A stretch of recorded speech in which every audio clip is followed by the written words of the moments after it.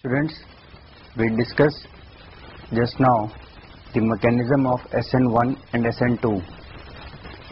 I told you in the Sn1 mechanism 3-degree compound will show the fastest reaction, and then 2-degree compound, and then 1-degree compound. This I have already told you is on the basis of stability of the intermediate, that is carbocation.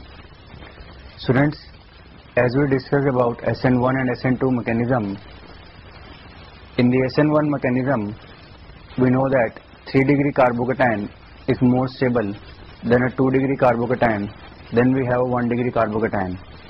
Now this is on the basis of the stability of the carbocation. 3-degree compounds show faster Sn1 reaction than 2-degree compound and then a 1-degree compound.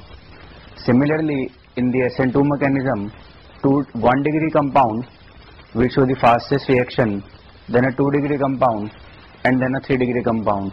This is on the basis of when a nucleophile attacks on the carbon which has a leaving group, it makes a steric hindrance, due to which what happens when an incoming nucleophile attacks on the compound, it has a repulsive force with the leaving group attached on the carbon.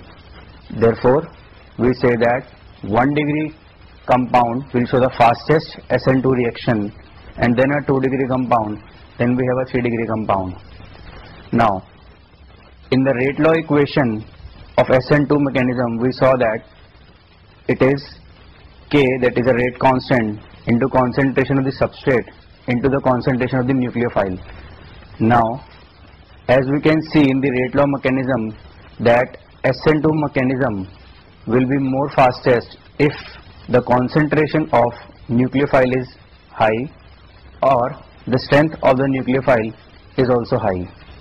But in the Sn1 mechanism, it is only the type of the substrate which decides which particular compound will undergo Sn1 reaction.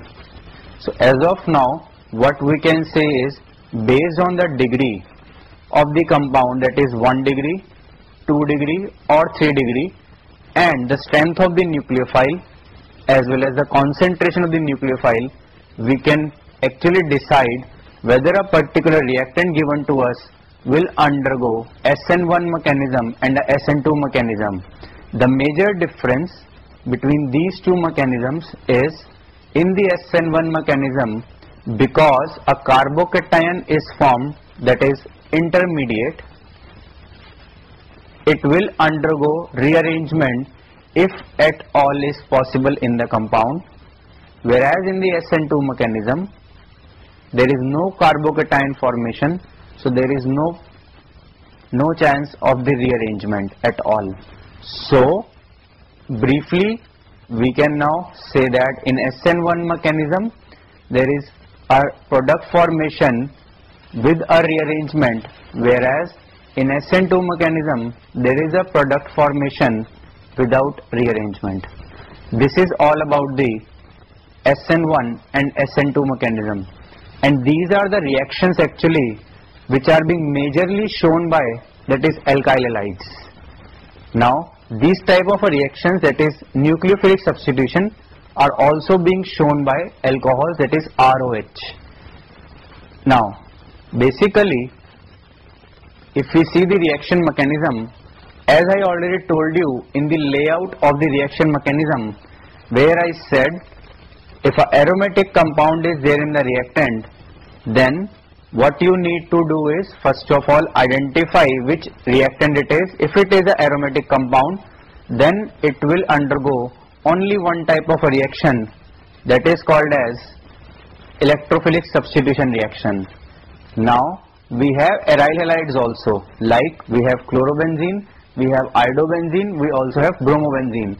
Now these three aryl halides are also aromatic compounds, but these undergo nucleophilic substitution also.